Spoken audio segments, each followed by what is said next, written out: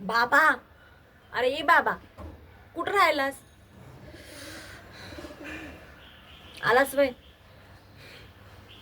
बरं सांग, म्या कशी दिसतीये? अरे कुठं म्हणजे काय? तुला सांगितलं होतं ना की आम्ही मैत्रिणीकडे चालले.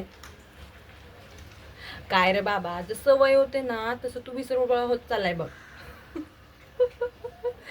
बरं ऐक, मी आता निघते. म्हणजे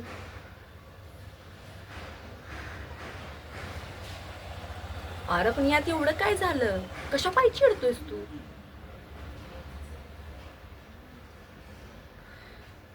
मला ना कंटाळा आला बाबा तुझ्या असा वागण्याचा. सतत चिड चिड चिड करतोस. प्रत्येक वेळेस याकडे जायचं नाही, त्याकडे जायचं नाही, हिच्यासोबत नाही जायचं, त्याच्यासोबत जायचं नाही. अरे मग मी करू तर काय?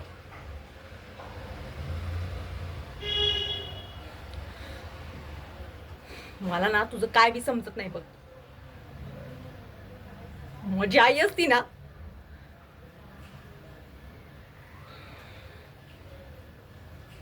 अरे अरे असं नव्हतं म्हणायचं रे मला. बरं कान पकडले. Sorry sorry sorry.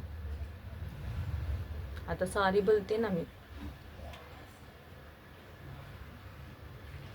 मला माहिती आहे रे, आई गेल्यापासून तू काय काय नाही माझ्यासाठी केलं.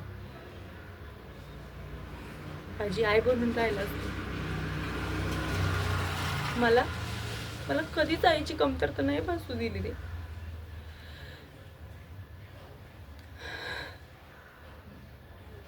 मला मान्य आहे, बरेचशा भूमिका तुला जमत नाही, तरी तुझा ते तू पार पाडत असतोय.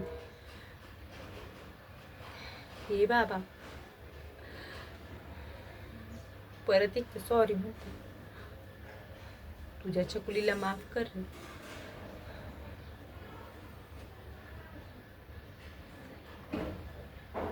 जेवला का तू? मला माहितीच आहे, मी भरवल्याशिवाय तू काही खात नाही. हे बाबा, खा की रे.